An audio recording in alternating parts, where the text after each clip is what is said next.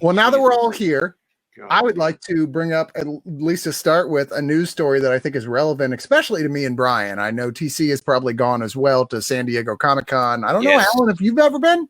Never been. You always wanted to, I assume, at some point. Nerd. I would not mind it.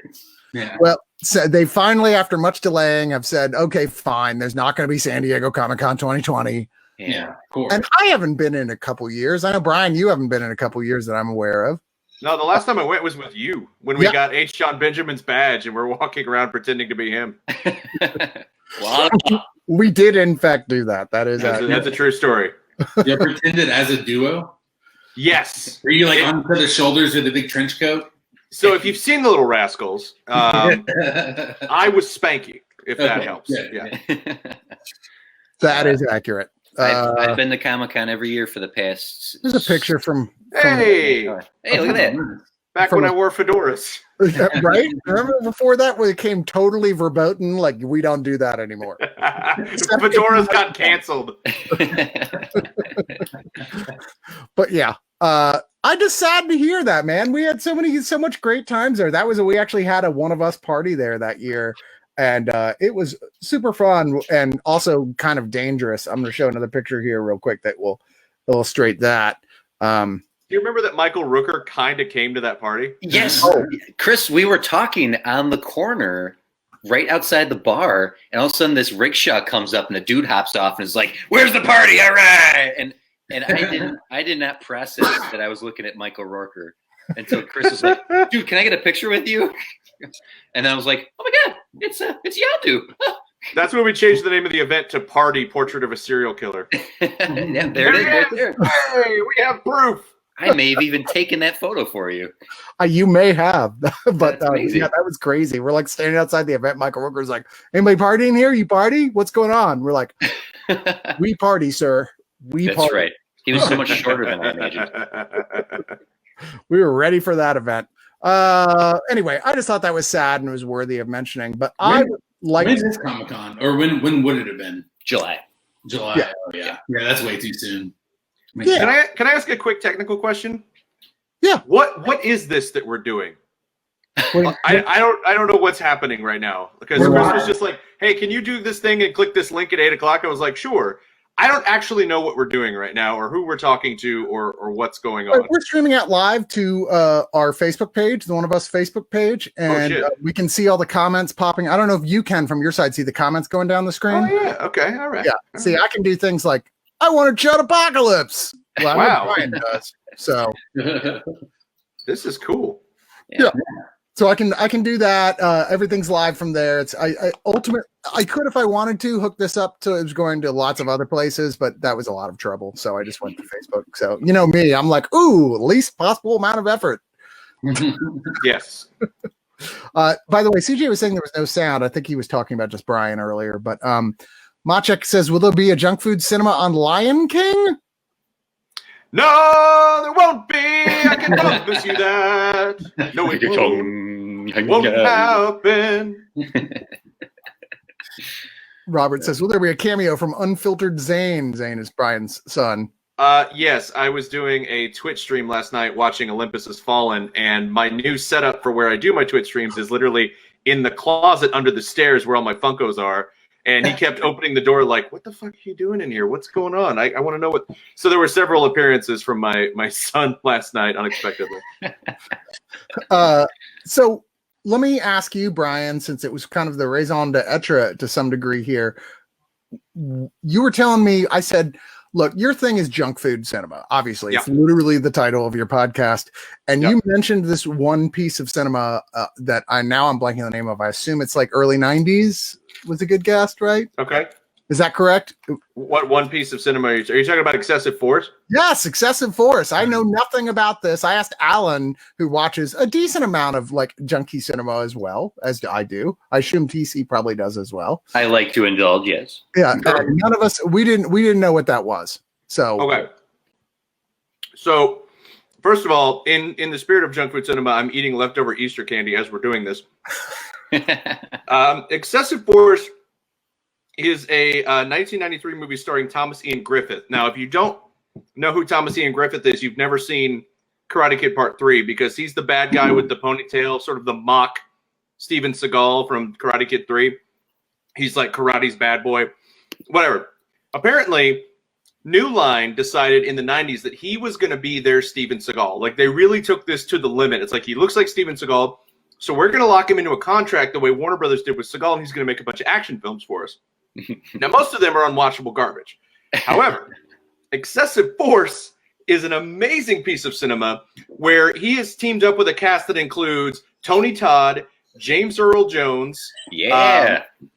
And it goes on and on like that. Lance Henriksen is his police captain. And the bad guy, the mob boss, is played by Burt Young. So it's just like, it's an incredible fucking cast. But what's more incredible is just some of the things that happen in that movie that are played completely straight that in any other movie would be a parody of movies like this. For example, and between every action sequences, they cut back to him just playing piano at a jazz club.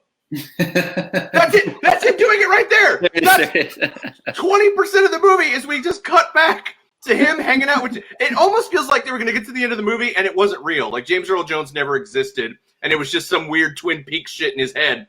But he's actually a really decent martial artist. The movie has great action sequences. And I just couldn't believe that nobody had ever talked about this movie before based on the cast alone. There's a scene where Burt Young literally stabs a guy in the ear with a pen to kill him. And I'm like, I'm going to let you finish Joe Pesci in Casino. But Burt Young had the best mafia-related pen death of all time. Yeah, wow. This movie, it's entirely on YouTube right now. But oh, hell yeah. Okay, I'm watching it tonight. Here's my ringing endorsement. I watched it on YouTube for free, and before the movie ended, I ordered it from Amazon. It is currently on its way to me. That's a similar thing just happened to me with a different movie along these lines. What movie? Well, you mentioned like junk food cinema, like B grade 90s action, and my mind immediately went to like those early 90s Brandon Lee movies. There we go. Is it Showdown in Little Tokyo? Yeah. That's Showdown in Little Tokyo. Nice. I probably watched that movie 30 times when I was like the ages 12 to 15. And I somehow like forgotten it was in the recess of my memory. And I started it on Amazon. I rented it. And I was blowing like from like frame one, like I couldn't believe how excessively more weird and insane it got. There's a part in there right before they go into an action sequence. Brandon Lee sincerely looks at Dolph Lundgren and tells him, "And before we die, I want you to know you have the biggest dick I've ever seen on a man." What? And then they go into battle. And like that's the type of like, and the movie is so insane and weird that it kind of lulls you into believing that it's like normal. And you kind of forget that what you're watching is super insane. I want to say this, two things about Showdown in Little Tokyo. One is there's a scene where Kerry Tagawa, who most people probably know as Shang Tsung from Mortal Kombat, is fucking a chick from behind and then cuts her head off with a katana. Like, that's his donkey punch, is he finishes and just swipe. And also... Not only that is scene, it's his introductory scene. That's how he's... That's true. That's how the movie... Here's the guy. How do we establish that he's a bad guy? Oh, one, he's going to cut this girl's head off after he climaxes. And two, he's going to introduce crystal meth to America. Apparently, it's Breaking Bad in Little Tokyo. But the other crazy thing about that movie is you have a character played by Brandon Lee who is Japanese and a character played by Dolph Lundgren who is American, but clearly just Swedish. And one of those two is an expert on Japanese culture, and the other one has no idea what Japanese culture is. Which one do you think is fake? Well, I mean, Dolph Lundgren does have a PhD, doesn't he? Yes, in microbiotics, not in fucking Japanese tea services. Yeah, he literally lives like in a Japanese-style home. Your own brother asks if Gerard Butler were casted as a superhero villain in today's DC Marvel Cinematic Universe, what character would he be? The answer is he wouldn't, because nobody gives a fuck about Gerard Butler. How dare you? How dare you? You know it's true. Sir, this is untrue. If it weren't for Tom Hardy already having the part, I would have cast Gerard Butler as Bane. Are you kidding me? The amount of necks that guy breaks in general in his movies? Fuck yeah. That's fair, I guess. I'm thinking like a Dr. Doom, Galactus. Give him a role he's totally unqualified for. You think darkness is your ally? You merely adopted the Scottish egg. I was born in one. Like, what does that even mean? I would watch. Take all of my money, all of it. Give him something hammy like that. He could be like a Mr. Sinister if Totally. Yeah. He can barely say it, like, and the best part would be they would try to hide the Scottish accent the whole time, which is just a ridiculous thing they do in his movies. I mean, I would pay to see it just to see him in that Mr. Sinister makeup.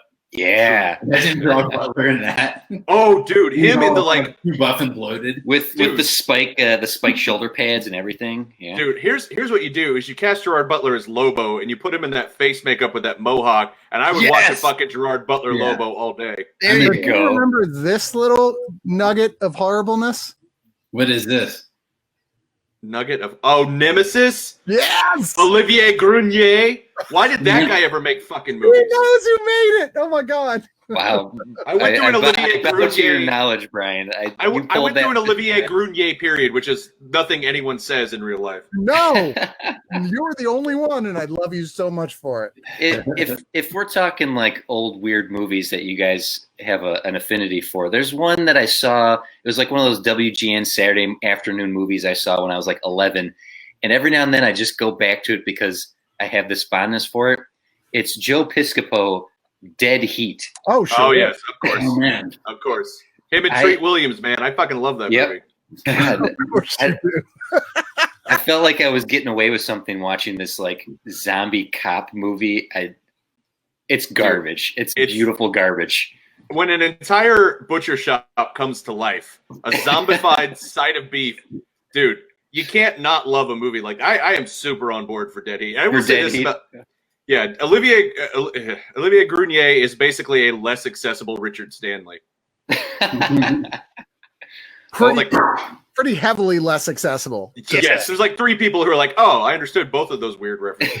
There it is. So Treat Williams accidentally gets killed in a where they kill dogs at like a shelter, and he's stuck inside there. And I've never seen this fucking movie. I am bummed. By the way, it zombifies him. Least humane way to kill dogs ever, by the way. Yeah. Well, luckily, no dogs were harmed in this movie, in the making of or in the actual movie itself. Only Treat Williams takes it in the suffocation chamber. By the way, I was going to say about Nemesis, though, there was one scene I still remember standing out where the first time I ever saw anybody do the move where they shoot through the floor in a circle around them to escape. I was like, that's amazing. It's an underrated power tool, the machine gun. Yes, yeah. Right through wood. Alan, you're the only one who hasn't recommended a specific total Z grade film here, or I did Showdown would say A and underappreciated. Well, I will say Showdown in Little Tokyo took me down a rabbit hole. I was like, who directed this fucking Mark Lester? Oh, you did recommend recommend. Look at this guy. Look at this guy. Back from 1999, which I didn't. I already love that movie and didn't connect the two, and also Commando. I mean, the guy's like a savant, I think. And it's but do y'all remember Class of 1999? Hell yeah, son! It's the sequel to Class of 1984. I watched that shit too. I went on a whole thing. I watched Commando, Class of 1999, Class of 1984, which those 3 in Showdown in Little Tokyo is like those 4. There's like 4 action masterpieces. They're so good. So, Brian, do you know? You guys know this? Even the Young Can Die with John. That's the wrong title. It's called Never Too Young to Die. Oh yeah. I think Ben Glassall was going on about that. I can't remember. Yeah. You know, we need like a Win Ben Stein's Money type of show where everyone goes up against Brian to try to stump him. That's with not like a terrible idea. Schlock movie ideas. Yeah. It's like, all right, John Stamos, Gene Simmons in drag, name the movie. Oh, that's easy. You know what you do is you do like it's going to be like an old 50s style game show, and it's called Beat the Schlock. Like, I think you could absolutely make that happen. But comments, blow it up. Who wants to see Beat the Schlock? Who wants to see Beat the Schlock? I will say this: Never Too Young to Die is a staple of junk food cinema. In fact, every single time that we get off topic in an episode and we come back to it, we say Stargrove, which is John Stamos' name in that movie is Lance Stargrove. And there's a terrible theme song at the beginning of that movie while he's doing gymnastics that's just like, Stargrove, jumping like you've never seen Stargrove. So we play that drop of them just singing Stargrove every time we have to get back on topic. So In fact, shit, I was wearing it. I just changed out of it. I was wearing my John Stamos Stargrove shirt that we sell in our store. Of course you were. Is that the one where he's a gymnast? He's a gymnast / the son of a spy, played by George Lazenby. Okay, I have seen that movie. What? Get out of here. No, it gets better. Gene Simmons plays a transvestite eco-terrorist. Yes, okay. Who moonlights as a nightclub performer. Like, this movie is fucking bug nuts. There's like a really wild eco-terrorist. There's like a water hose seduction scene in it, right? Yes. Yes. Guys, are you just describing No Time to Die? Did you get a leaked script for No Time to Die? Dude, if No Time to Die ends up just being a remake of Never Too Young to Die, I'm still here for it. But there's literally a Daniel scene. Craig recreates that water hose scene. Dude, and John Stamos eating an apple while watching Vanity. He's like, ah, like he's one of the Three Stooges or all of them put together. Fuck yeah, son. Wow. I don't know what to say after that. You devastate me when you start getting so excited about these films. Brian gets so excited about these films. He talks about them the way that, like, someone talks about The Godfather. I don't know how to respond. I really don't, because A, I don't agree, but B, why would I take that away from this guy? I know. I have to agree with Brian on a level, because I just started a letterbox and I was like struggling with the star system, and I got to Showdown Little Tokyo and I was like, 5 stars. What it's trying to be, it is exactly perfect. It is like what it's aiming for, it accomplishes like tenfold.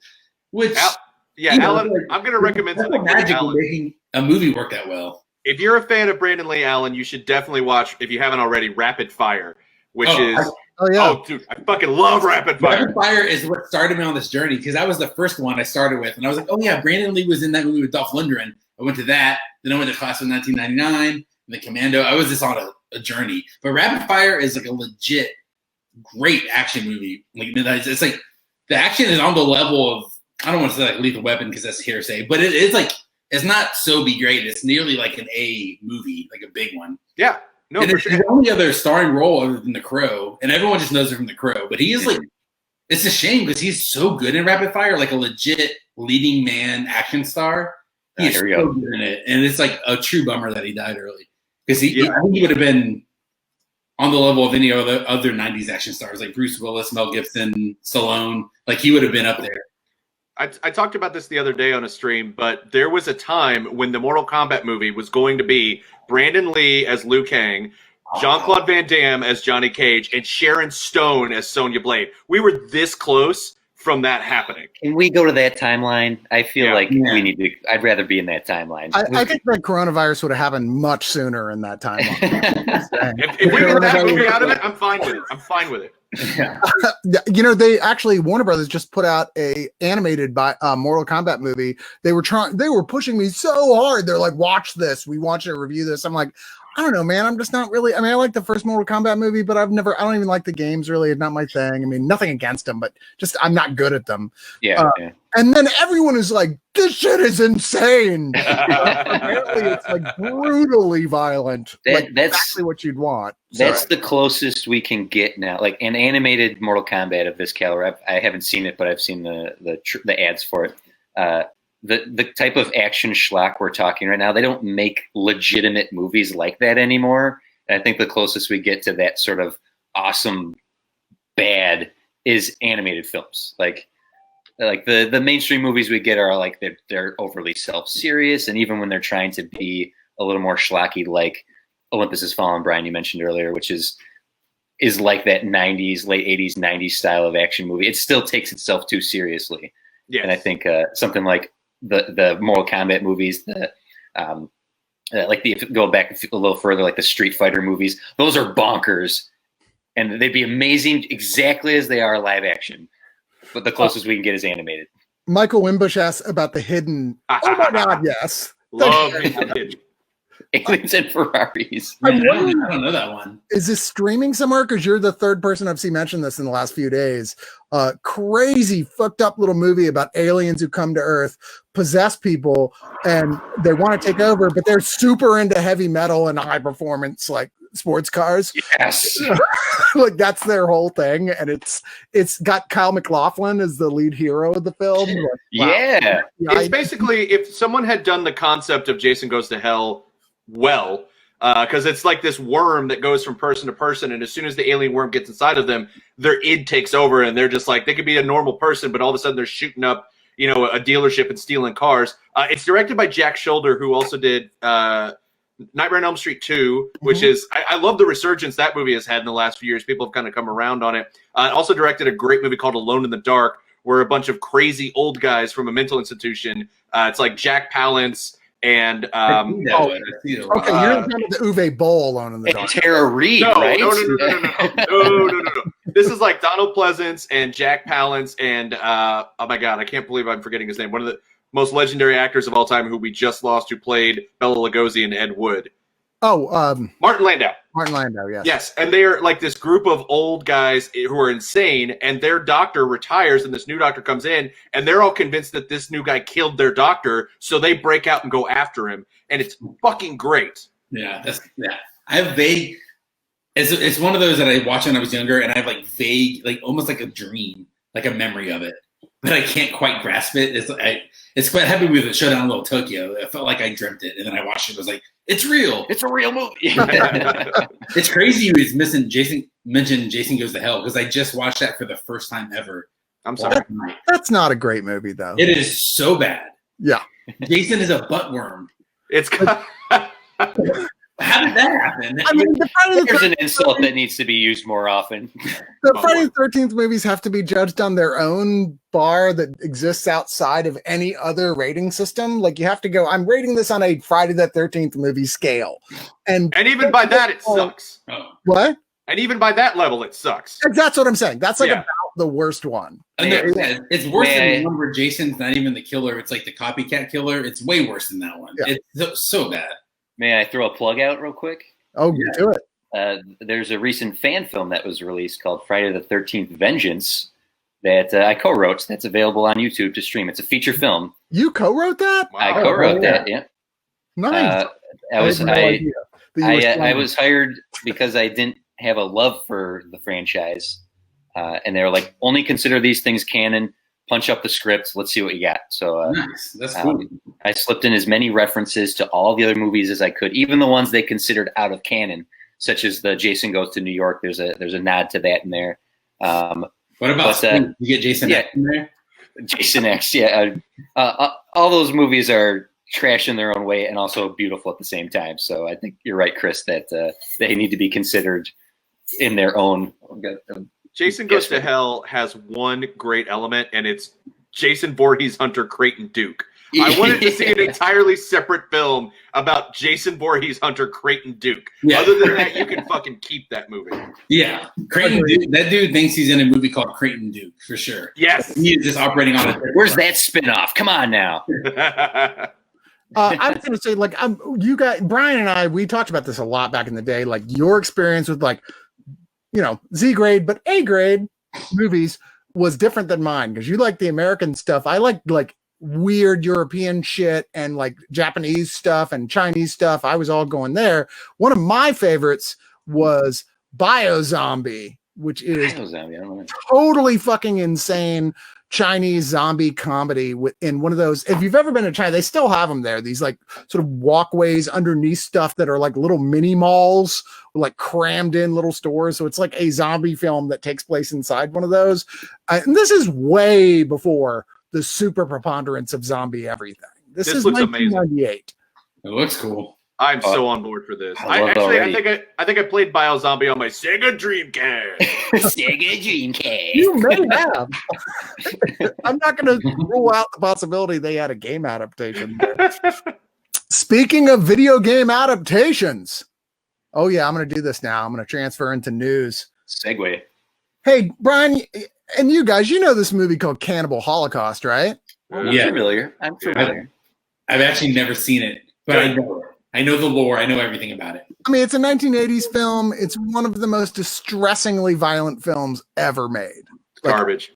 Am I wrong? It's garbage. It's that's why I've never watched it. And I know that sounds crazy coming from me, but it's like garbage in the way that it's like, I wish no one had ever bothered to make a smutty piece of shit like this. That's my take on it. Well, they are saying fuck you, Brian Salisbury, because they don't care. People love it. I don't love it. You're absolutely right, Brian Salisbury. But they are making a 4th chapter. I did not know there were 3. Like, I thought there was only the one also.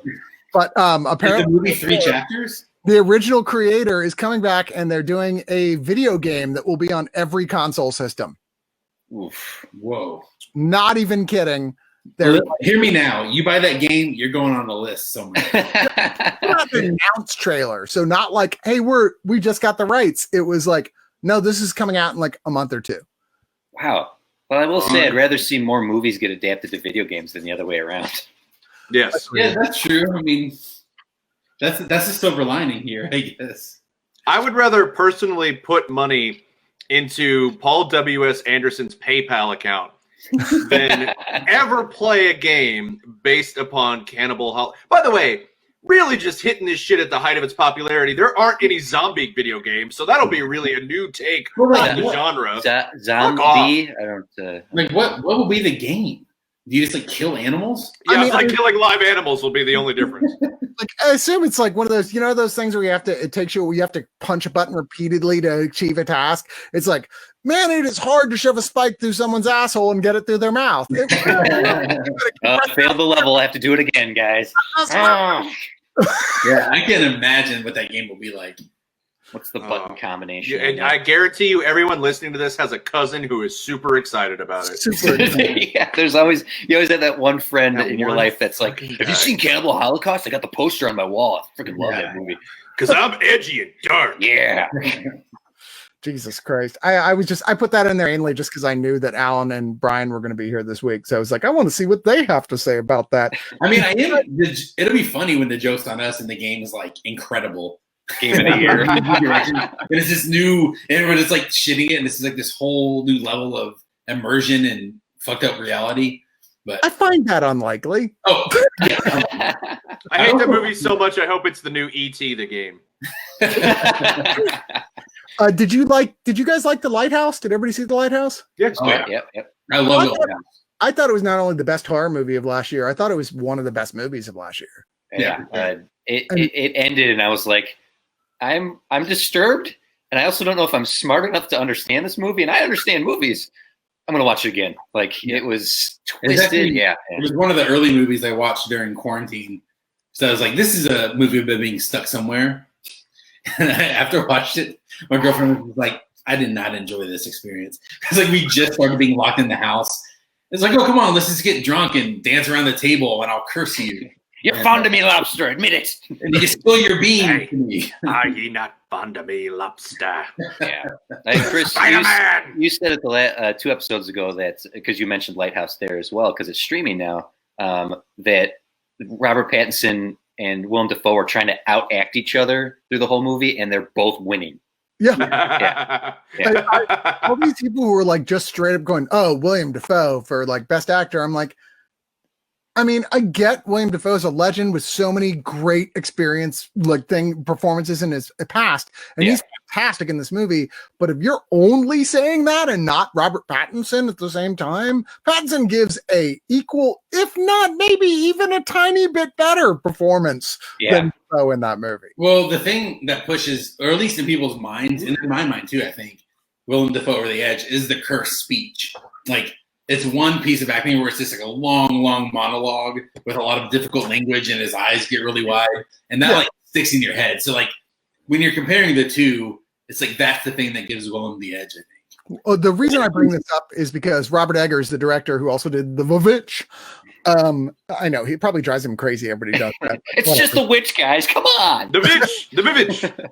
No, somebody who right now is making a movie called The Witch is like, no, that's The Vavitch. We're the Witch. There's Room and The Room. Get it right.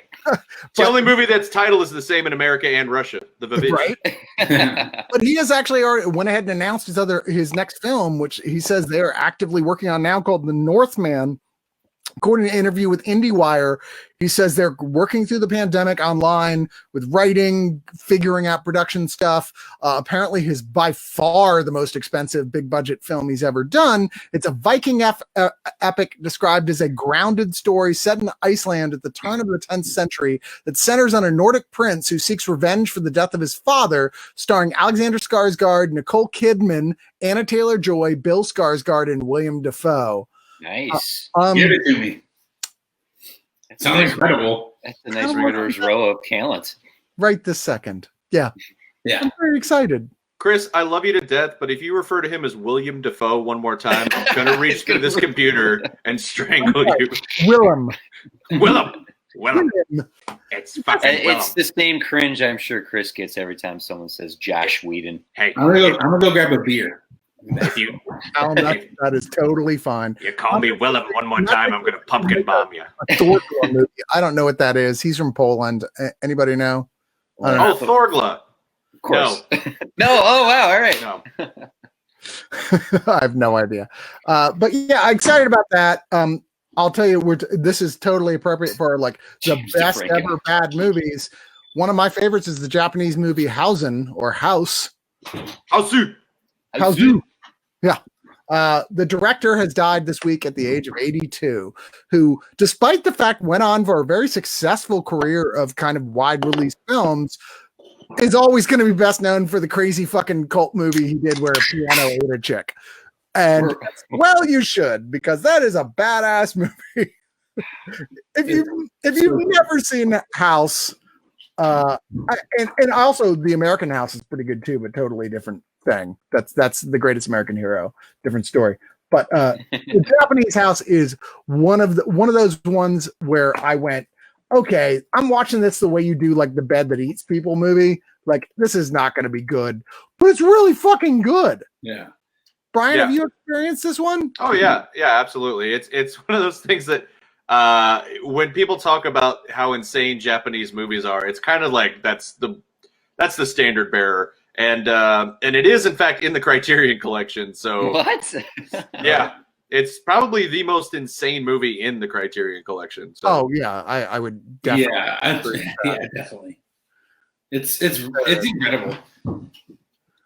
That's piano, the piano that eats people. And it influenced so much of Japanese crazy cinema, like X-Tay alone, hair extensions for sure, but like Jesus so Christ. Many things that came after, influenced by this bizarro.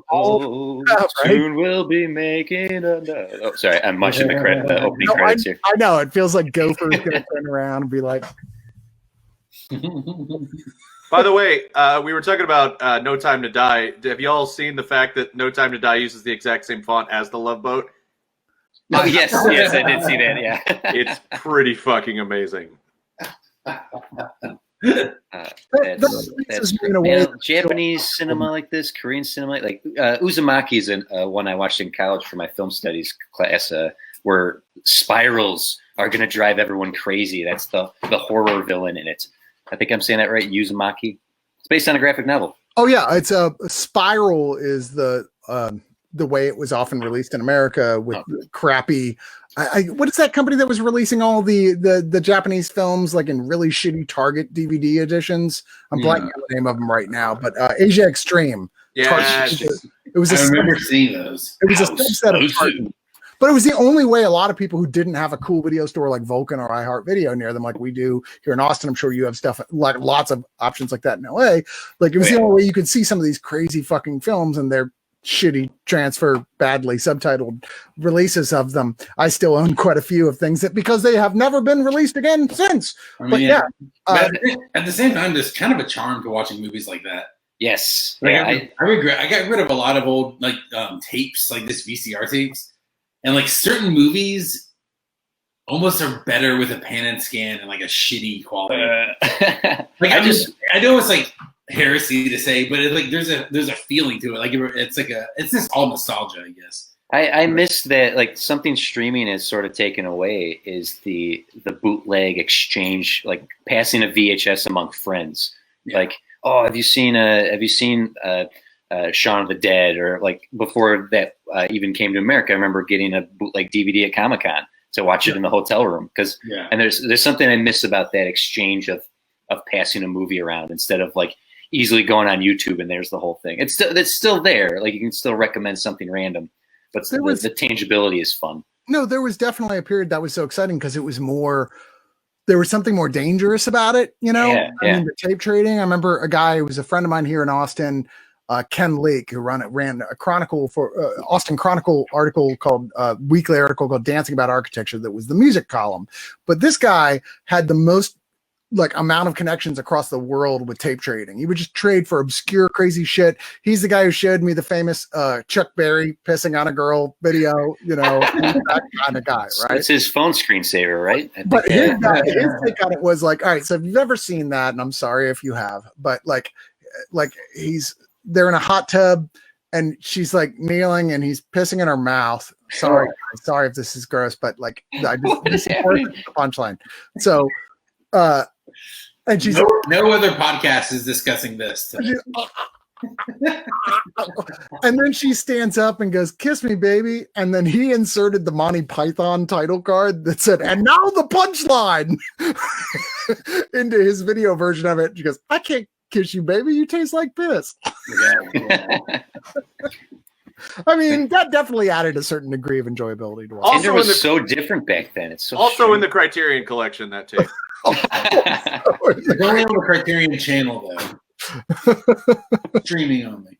But he would always he introduced me to like Duckman and God, what the hell was the name of the Eek the Cat? Did you ever see that? Eek the Cat, the cartoon series. I love Eek the Cat. Oh, it never hurts to help. Always crazy stuff like that. All right, so let's move on. And another legend of entertainment, Brian Dennehy, died this week. God damn it! Just think of Patton Oswalt's bit about Brian Dennehy. Great story. This one hit me. It really did. Like, Dennehy's been so many films that I loved. I mean, obviously, First Blood. Holy fucking shit. Yep. Like, I mean, he's old, I know, and he's one of those actors you always go, wait, he's still alive? Right. But he was in Assault on Precinct 13, the first one, right? No, that's not him. I'm sorry. The guy looks a lot that Brian Dennehy. That's not Brian Dennehy. I know exactly who you're thinking of because I always thought it was Brian Dennehy. Okay.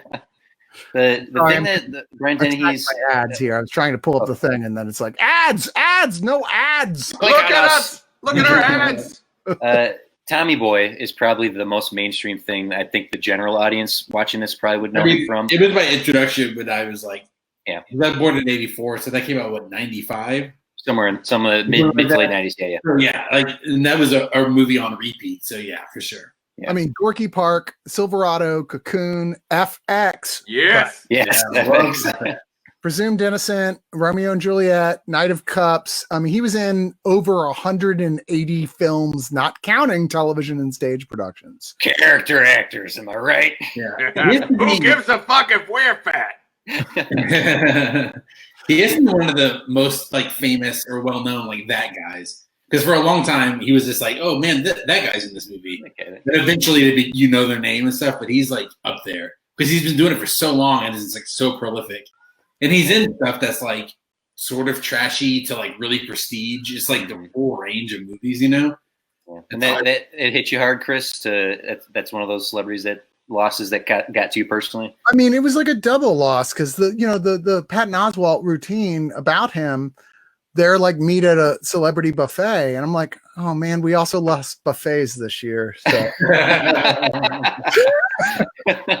It's true. Now the sneeze guard goes all the way to the floor, and you can't even get to the food. So. I heard that Golden Corral is actually still open and operating. Yeah, they put a thing saying, dude, have you ever seen kids just put their whole arms into the chocolate fountain? And you were like, fuck it, I'm getting in. I'm going to get some.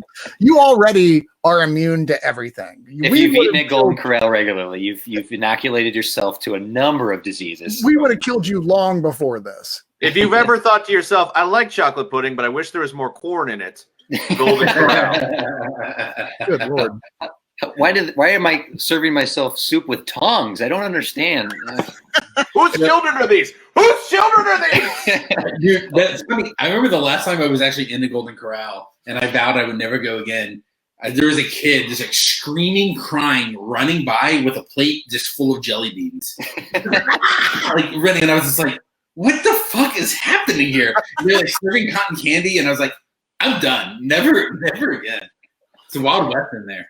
That seems like a valid response to experiencing Golden Corral. If our European listeners have not, or what viewers here don't have a Golden Corral type location, they're missing out. So, like, Actually, there's nothing more American than a buffet. That's a very valid question. Do they have that kind of absolute garbage, like buffets? I'm gonna go get a side of steak over here. Are you gonna be by the shrimp fountain? Okay, cool. Yeah, I'll be by the dessert room. Okay, guys, I'll catch you at the table. I'll get the cotton candy and I'll meet you back there. Yeah. There we go. I got everything that matters from Golden Corral. Here we go. So another thing from the past coming back up is Valley Girl, which was a very formative movie for me with Nicolas Cage as like a cool punk rocker dude who hooks up with oh my God, gang me with a spoon, Valley Girl from California. Sorry, I'll never do that again. But I just had to be clear. It's one of those films that was maybe better known for an early Nicolas Cage performance and a really good soundtrack than it is for being a really good movie. So I'm not really like, this isn't some precious thing that I want to protect. But I'm not going to lie, I kind of find the idea of remaking it as a jukebox musical kind of gross. Is it being remade as a film or as a stage? It's coming out like early May on film. It's Orion. It would have gotten a theatrical release. It's not now. It's just going straight to VOD and streaming. But it's this Alicia Silverstone playing the character who's the Valley Girl, who's like telling her daughter, "Oh, back in the day." Wait. Orion is still a thing? Yeah. I was going to say, we were talking about zombies earlier. My favorite zombie of all time is Orion Pictures, because they fucking found a way to come back from the dead and are making movies again. Yeah, how did that happen?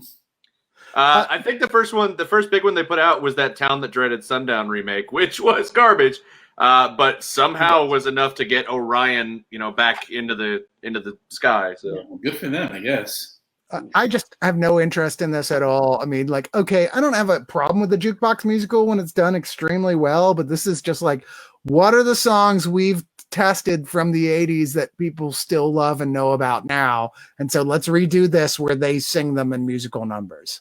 Jukebox musicals are so obnoxious. When you have something as good as like Sing Street from 2 years ago, which feels like it's a jukebox musical, but it's all these original songs that fit like directly into the era. That's far more inspired than something like what this will probably be, or Rock of Ages, where it's karaoke, or American Idol, The Voice of the movie. I don't care. Sing Street really, like, it's like the best of both worlds. Yes, like, they capture all the feeling and all the memory of that song in this era and write an original piece like it. So it's like, it's sort of like karaoke, but it's not really, because it's a new song. Look, I'm not offended by the idea. When you look back at the history of musicals, a lot of the classic musicals were actually just recycling songs at the time that were pop songs into them. They just became over time better known for being associated with that film than they were for their initial release. That's fine. Sure. If it's done extremely well, a lot of these are just like, they're just so goddamn lazy about it. I'm like Rock of Ages, which can go fuck itself. Sorry. Can go straight fuck itself. I've never seen it. We all agree. Good. And Dennis takes a strong opinion. Glee was garbage jukebox. I don't know. I only saw the first episode and felt that way. People were like, oh, it got so much better. Did it? Don't care. Dude, all the shots community takes at Glee is my favorite part of Glee. Sing some original content. But Chris points out that Orion put out the Belko Experiment, which was okay. Mayhem, which is the same movie but better. Wish Upon, which is terrible. Gretel and Hansel was excellent, and the Child's Play remake, which was deeply underrated. I liked it. I liked it quite a bit. Thank you, Chris. Give some respect to Orion that we weren't given. I tip my hat. I show some respect there, because Gretel and Hansel, I didn't see it, but got some great reviews. You're right, Chris. The Child's Play remake was actually quite good. Aubrey Plaza was great in it. Nobody hated on it more than the horror community, who were just being goofily like, I'm gonna hate this movie. It's different, so I'm gonna hate it. And I went into it like, we'll see, and went, no, it was a lot of fun, man. The simple fact that it had a good child actor was enough for me to be like, hey, I'm not annoyed by this kid. Yeah. So, Danny, you guys watch Castle Rock? I watched most of the first season. That's the Hulu show, right? J.J. Abrams, Stephen King-esque. Yeah. I did watch the first season. Yeah, I did. Well, it's been kind of a success for them. I really did not care for the first season. I genuinely liked the shit out of the second season, which is more playing on Misery. Much better. If you had problems with the first season, second season considerably better. But regardless of that, they're like, oh, we're going to continue doing this sort of thing. HBO Max has stepped in to get a deal with Stephen King's estate for The Shining. Yes, they are going to do a show called Overlook, which takes a look at as an anthology show of stories that have taken place in the Overlook Hotel. And I don't know. I mean, why are they dealing with his estate? He's still fucking alive. That's weird. Well, so they'd be like, we're dealing with Stephen King's estate. And he's like, I'm right here. Guys, I'm still here. Stephen King is probably just like, it'll be more spooky this way. Well, I watched I just about a month ago. I watched the whole miniseries of 11/22/63. Am I saying that right? The Stephen King adaptation of the JFK time travel. James DeFranco is in it, and by the way, what's that? I thought it was fantastic. Oh, it was so good. It did what pretty much all Stephen King content does, which is like, this is great. Wait, what are you doing here? Oh no, that's good. Like there's always that little dip somewhere near the end. Yeah, but overall, I highly recommend it. Recovers. Sometimes it kind of just and doesn't quite. So Hulu produced that, so I've always been interested in Castle Rock because they did such a good job with that series, that miniseries. It's interesting to hear that. So did you say Hulu's going to develop the Overlook Hotel series? No. That's HBO Max, which is okay, streaming service. Even better, because people don't realize Warner Brothers owns HBO. So this is basically the Warner Brothers streaming service, but HBO has a higher cred value than Warner Brothers does. Do you think the Snyder Cut's enough for people to sign up for this HBO Max? No. See, what about like a Shining series? Okay. Michael Shannon, who has no fucking clue, like he doesn't know or care. Like obviously some critic was like, or some interviewer was like, "Hey man, what do you think about that whole Zack Snyder director's cut? Do you think they'll ever come out?" And he's like, "I liked working with Snyder. Yeah, I think it's a shame if he has a director's cut. They haven't put it out, which the director's cut has see, even he didn't know. He had no fucking clue." So.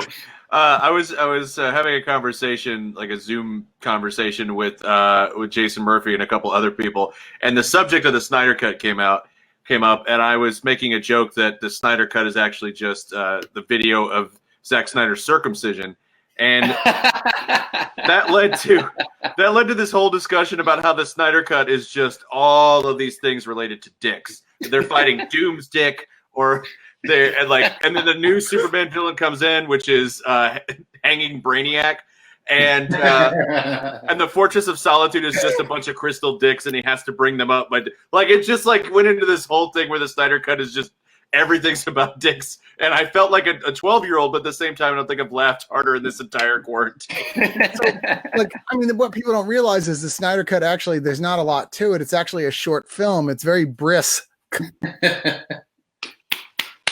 Ladies and gentlemen, Chris Cox up in here. Look at that.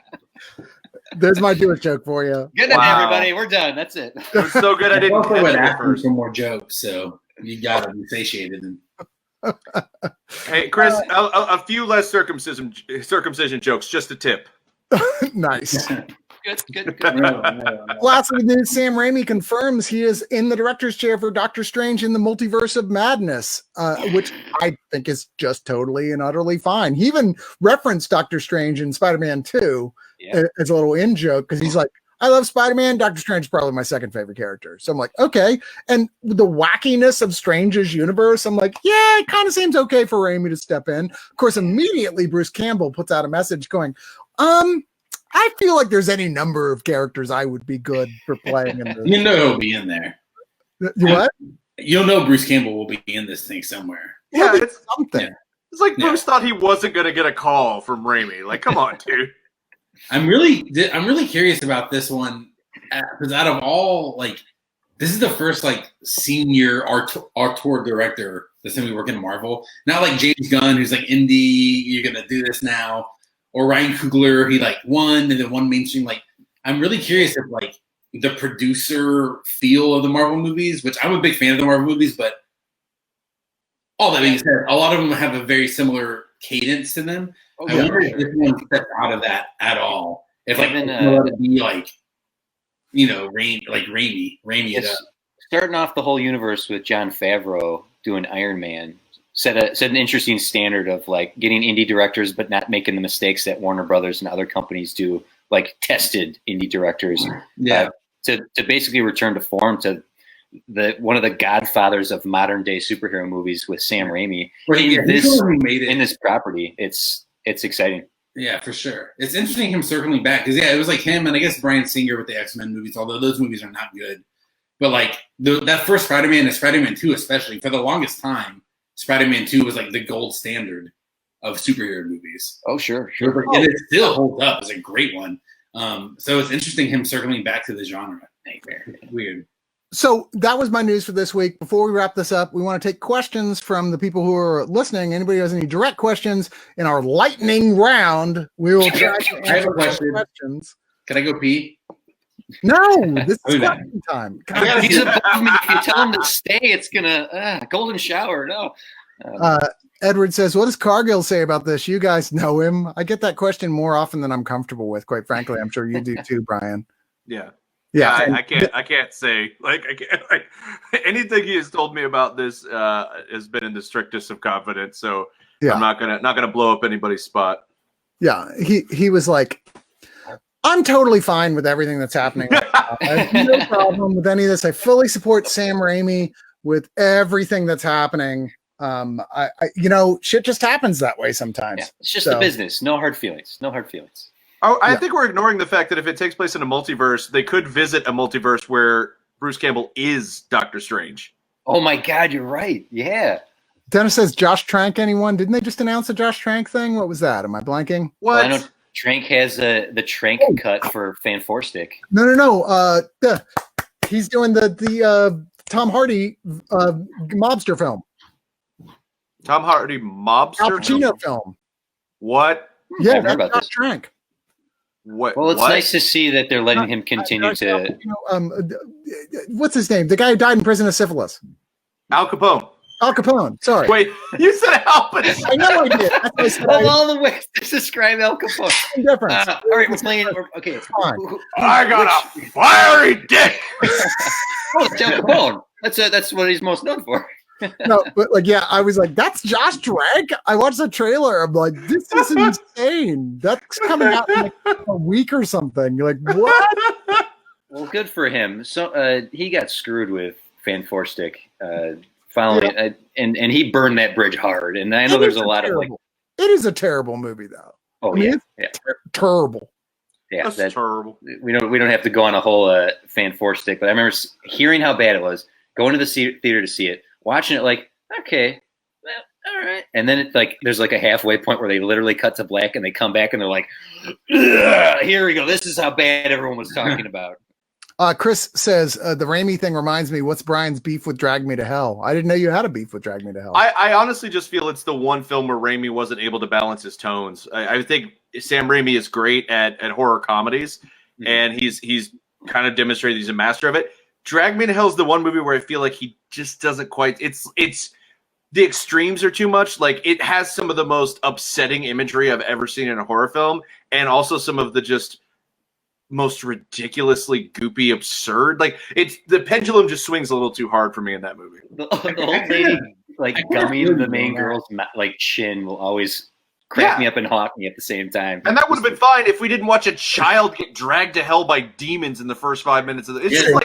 That's what it is. Where is the fucking it's all over the fuck. And I thought that was my beef before I had kids. So I just want to point that out. Like I kind of hear what you're saying, but I kind of love it for that reason. And I kind of think it's like in the trajectory of his career, it's like Evil Dead, wild ass movies, these wild ass movies, fucking Dark Man and shit.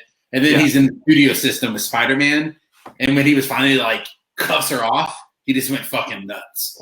And like, it's a little too nuts. I agree the tone is a little wavy, but I kind of enjoy the chaos of it. Yeah. He hadn't made a film like that in a while. Yeah. You know, and it was kind of fun to watch him go, fuck it. And I'm not crazy about you get a rating of PG-13 for that. I'm not crazy about one and only one thing in that film. I hate the fact that the main character ends up being punished for no reason at the end. For sensible banking practices. Sorry, that's the other, like, you talk about a tone issue. She goes to hell because she's making sensible choices on a woman who has defaulted on so many previous loans. There is not a bank in this country that would have given that woman a loan. She goes to hell because she's cursed and not. I mean, it's not. She's not the villain of the movie. That's why the villain wins. Like, it's like fucked up. Like, it's so fucked up that she goes to hell, and like it's shocking. It's truly like, fuck, and then drag me to hell the same way it opens, which is fucked up because the child is cursed and dragged to hell. It's not fair. And like, I kind of love that. It's bookended really beautifully. I hate that it happens to her because you kind of get to like love her as the movie goes on. And you even like Justin Long, which is a feat. I like Justin Long. I like Justin Long. He's so supportive. And then like the worst thing ever happens. And it's like, damn. That's a ride. Your brother, who's just riding hard on this commentary thing here, is best movie experience since COVID. My wife finally making me watch Drop Dead Gorgeous, which I fell in love with. Yes. Movie. Yeah. Really, really dug that. That's fantastic fair. movie. So good. Man, so good. So, it's so, you know, don't you know, it's just it's so good. You know, it's about the kids. It's really just about the kids. And beauty. It's about beauty too. To ride that wave, me and my girlfriend watched 4 Weddings and a Funeral, and that was my first time seeing that. And it's so good. It's like the gold standard of like a romantic comedy that has like feeling and heart in it, and it's funny. Look, there's a lot of stuff by that writer/director whose name I'm blanking on. Brian? Richard Curtis. Yes, thank you. Almost everything from his output has been genius. Okay, he's good. He's really good. I'm not a big romance movie guy, but that guy's made one great movie after another. 4 Weddings, a Funeral was kind of his big shot across the bow. I love how they always use Notting Hill as something to make fun of, but Notting Hill's fucking great, man. That's on my list. That's on my list to watch. Yeah, I mean, that's solid stuff. And by the way, one of his least seen films, Pirate Radio, which is great. Philip Seymour Hoffman, Billy Nye, is awesome. If you get a chance to check that out. Plus, the sequel to 4 Weddings and a Funeral is great. It's called 2 Wedding, 2 Funeral. Machek says, "Will Brain make a guest watch a movie?" Machek, you have been following me for a long time. I like you very much, but if you don't learn to spell my fucking first name, because every goddamn time you spell it Brain, and you're the only person that does it every single time. What movie are we going to review today, Brain? The same movie you review every night, Chris. Cannibal Holocaust. My best COVID movie watching experience, I saw Turbo Kid. Oh, nice. Yeah. A friend of mine was like, "If you've seen," I hadn't even heard of it. He's like, "Don't look up the trailer. Don't look up anything about it. Just watch Turbo Kid." And so I rented it off of YouTube, and wow, I freaking loved it. That movie is bananas. BMX Mad Max. That's like. So I'm sure. I'm sure Brian's seen it. Chris, have you seen? Alan, have you seen this movie, Turbo Kid? Yeah. I have a copy. I'll get it to you. Edward says, "What Marvel movie do you guys find to be overrated, and which do you find to be underrated?" Dude, that's a hard one because I will see opinions on Twitter all the time that I don't understand. Like somebody the other day, actually it was our mutual friend Chris Richard, was saying that Thor Ragnarok is the worst Marvel movie, and I'm just like, what the fuck are you talking about? Like, first off, it's the best Marvel film. That's what I was like. What? You mispronounced the word "best." Some people have a really weird thing about Thor Ragnarok. Our buddy Richard Whitaker, who is on the site and is on the Chronicle, thinks it's the single worst Marvel film. He hates it with a passion, and I'm like, what is wrong with you? I don't like what I feel like I'm being pranked. It's that level of like, are you waiting for me to freak out and like physically attack you? Because I will for ratings. I just feel like the opinions on, if you look at, like, I don't know where the rating is to know what's over and what's under, because it's all over the goddamn map. Like, I see people talking shit about Infinity War all the time, and I'm like, I don't think we saw the same movie. Yeah, I mean, you see like a general public consensus that Iron Man 3 is bad, but you see like the film people, like kind of film people, like Iron Man 3 is great. Like, I think it's fucking great. I'm in that camp. Generally, that's the most underrated for me. You don't hear it talked about much, and it kind of stands alone a lot. Yeah, I agree with you. That's the one that gets the most of like, well, everyone agrees Iron Man 3 isn't good from people. And I'm like, you guys are fucking crazy, man. Iron Man 3 is one of my favorites. I love you guys. I love all three of you guys. Yeah. Anyone in the comment, like Iron Man 3, I will defend that one. I walked out of that theater like, that was amazing. And my friends were like, yes. I mean, it's really ballsy to make an Iron Man movie and take him out of the suit for like 96% of the movie. That's insanely ballsy to do, and it works. It's so good. Dude. I think the problem is that the Marvel movies are so good that their worst that they could put out is like Thor: The Dark World, which is a decent enough movie.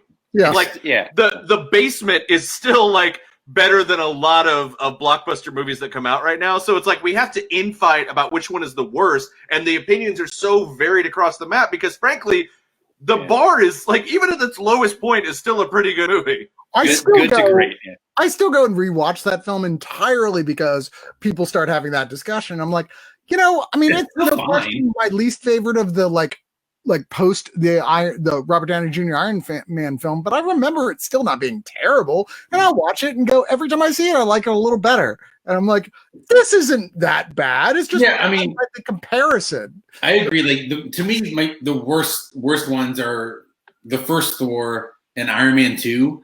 But you still watch them, and comparatively with other blockbuster films, like they're much better than a lot of those. Like, totally. Like they're not great. They're like fine movies in compared to some of the better ones, but still, like The Basement is fine.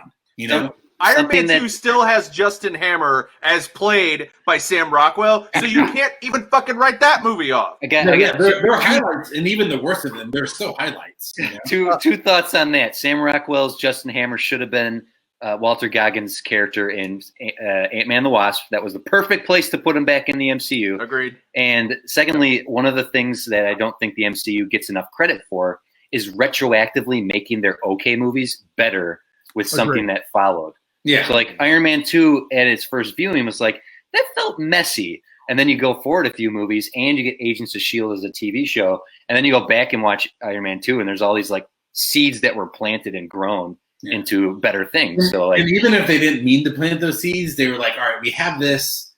What can we utilize from this old thing that wasn't as successful to bring into the universe to make it feel more a part of it, which is like the brilliance of it, is like integrating it. Our buddy Dennis brings up a question here that leads us into our segment we call an intellectual response.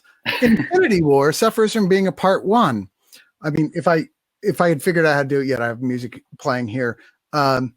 So picture me with a meerschaum pipe sitting on a couch with a bunch of library books behind me. Fuck you in your whore mouth. Whoa.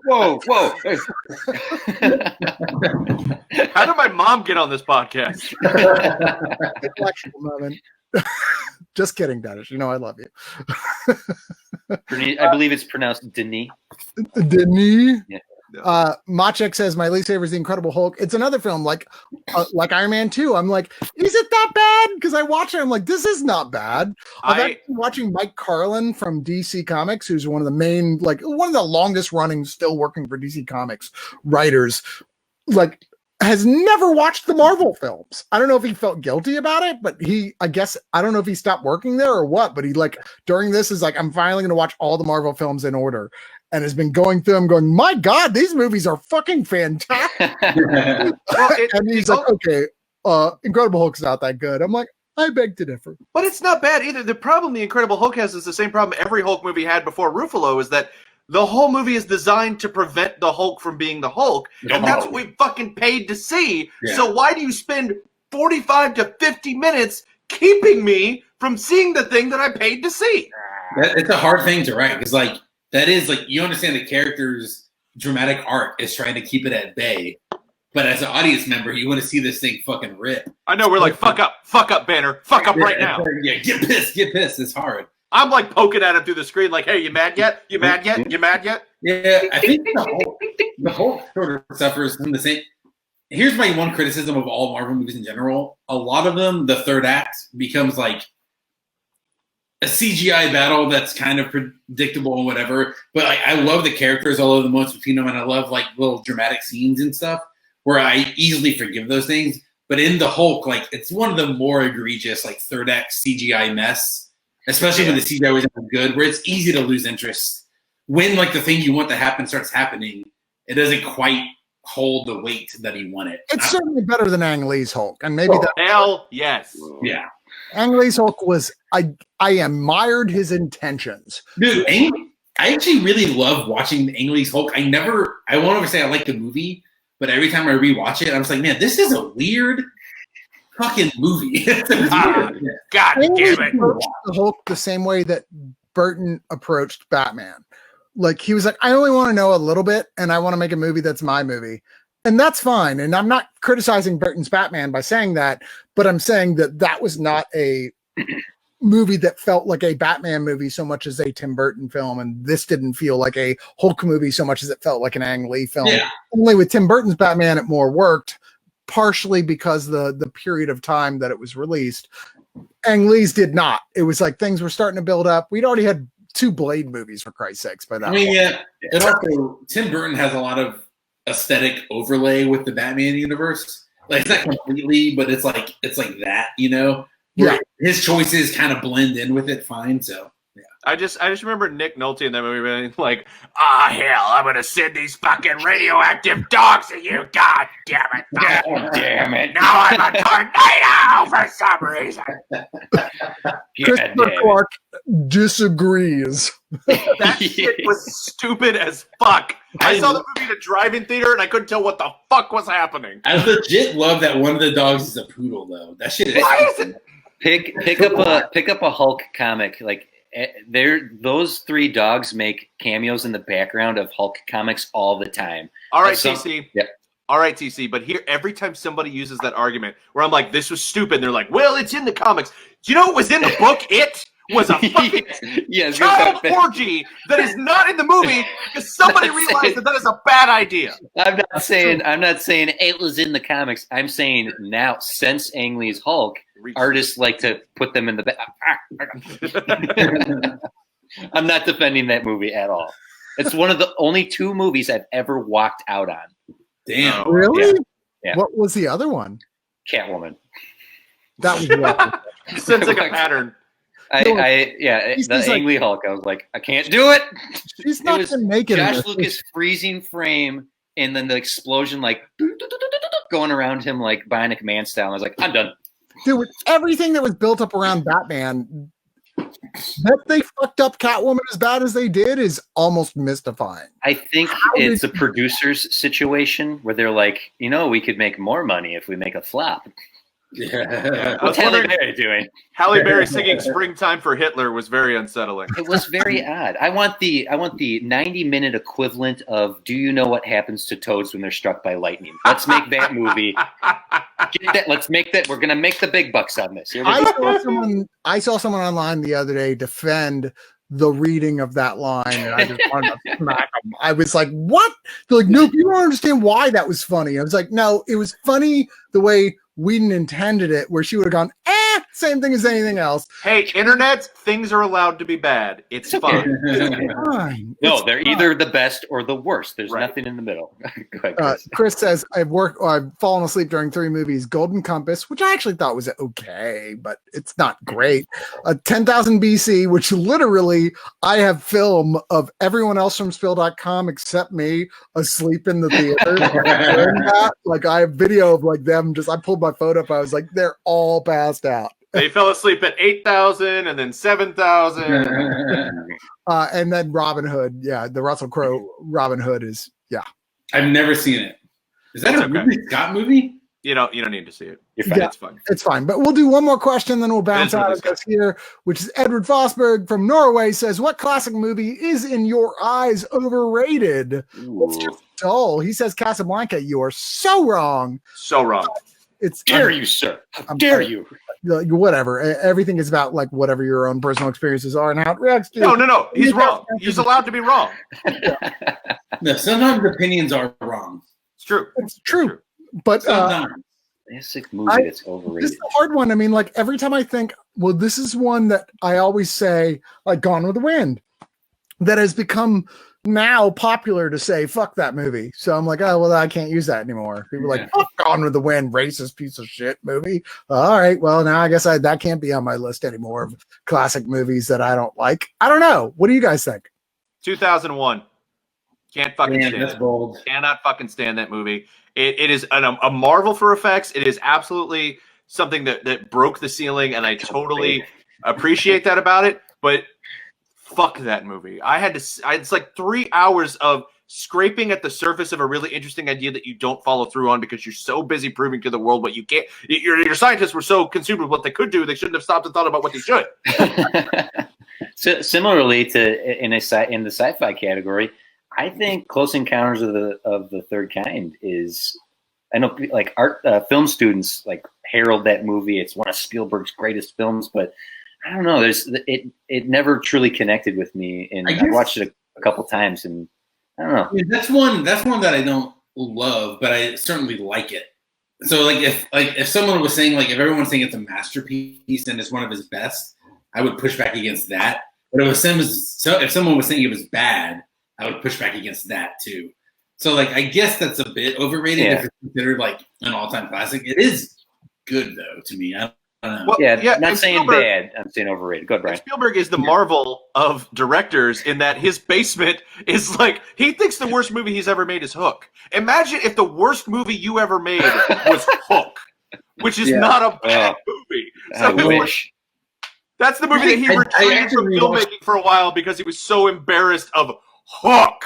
I mean, I rewatched Hook in this quarantine, and I would say that it is just better than bad. It's not great. I love I've only seen it the once. It was a film I didn't see when it came out. I remember going, that sounds terrible. I'm not going to go see it. I like Spielberg, but he has not. I mean, he did Batteries Not Included. He doesn't always do great films. So I'm like, whatever. I'm backed out. Years later, people were like, it's great. I'm like, you were 8. I don't know what to tell you. I watched it, went, that was not great. It's not totally awful. It's not as bad as fucking Joe, what's his name's version of Peter Pan, which is it's the second best Peter Pan adaptation thing. Mike saying The Godfather. No, Mike, you're wrong. You are so wrong. No one agrees with you. Like literally, no one. In fact, I'm pretty sure police are coming to your house. Right now. Mike, get out of the house. And imagine calling Godfather 2 the sequel. Yeah. Godfather 2 is one of the all-time best movies. I'm calling the police right now. I'm calling. Mike, you gotta watch Godfather. This is a perfect. Do Godfather 2 double feature. It'll change your mind. That's how they used to show it on TV. They called it the Godfather Saga. They put in additional footage. It was fucking amazing. Also, Chris, can you really quickly throw Christopher Clark's comment up on the screen? Christopher Clark, I know that we're in lockdown right now, but I will risk getting infected by COVID to come to your house and punch you in the taint. You have got to be kidding me. E.T. is overrated. E.T. is a fucking marvel of filmmaking in that Steven Spielberg got all of America to fall in love with the ugliest scrotal puppet you have ever seen in your fucking life, and you cannot tell me that movie is overrated because I imagine that you just don't have a soul, and I feel bad for you. Oh my God. They're building up. They're going like, no, Brian. E.T. is properly rated as perfect. It is so good. I want out of this box. I want to fight somebody. Let me out of this box. Marco's right. Spielberg's worst movie is 1941. And he is also right that he executive produced Batteries Not Included, which I would have said, except it was funnier not to. and and that was promoted with the idea of Spielberg all over the posters, even though he only executive produced it because it was the way at the time. I thought for 5 years that he directed Poltergeist, which some say he did, in fact. Yeah. But, That's unfortunate. He ghost directed it. oh, I see what you did there. Thank you. Look, Ben Glass all wrong too. What is this? What is happening right now? You know what? This happens often. I just had this sort of situation happen with Robin Hood, Prince of Thieves. I don't think you people have watched E.T. recently. I think you're remembering it wrong. Yeah, I think you all played the video game and you got burned and you're pissed off about it, and I get it. Cameron, right there. Here's what it happened. right there. Y'all watched E.T. when you were like 19 and you were cynical and you thought it was shit. Yeah, watch it with a soul. Yeah. See how that works. You watched it when you were like a teenager and you thought it was trash or whatever. He was like, "Oh, this is cynical, sentimental bullshit." And then you read some other haters online. So you're on watch it right now and tell me you don't love it. I mean, everyone has a right to their opinion, but No, I think they that I do think this is one of those situations where it's worth going back to a movie you have a strong opinion about and rewatching it. So, like I said, some friends were arguing over what the best Robin Hood movie is, and everyone was like, "Oh, Prince of Thieves, Men in Tights, or the animated one." And it came these 3 camps, and everyone was like, "Oh, Prince of Thieves is so good." I'm like, "Go back and we're gonna watch it right now. You guys are gonna remember how hokey and hammy and insane, over the top Alan Rickman is in this movie." Oh God, what? I don't know. They're reacting. Oh, Chris is down in the bottom there now. I think Chris got See blurred. this?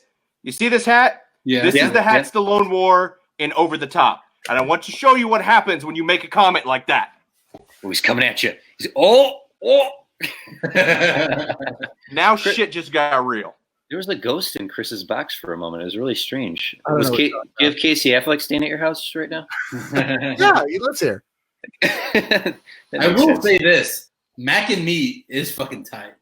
Oh my God. This is good right here. This kind I want you to understand that when I'm not even going to back you up on that, you might not be right about it. Yeah, I don't know. There's a full musical sequence at a fucking McDonald's because McDonald's paid for part of the movie. It is the most insane rip-off corporate shilling movie of all time. And those freak aliens look so scary. It's so fun. But at the same time, for every bad thing, some good can come out of it. And Paul Rudd on Conan O'Brien for his entire career, we wouldn't have that Mac and Me clip. Do y'all know that joke? There you go. Thank you, Paul.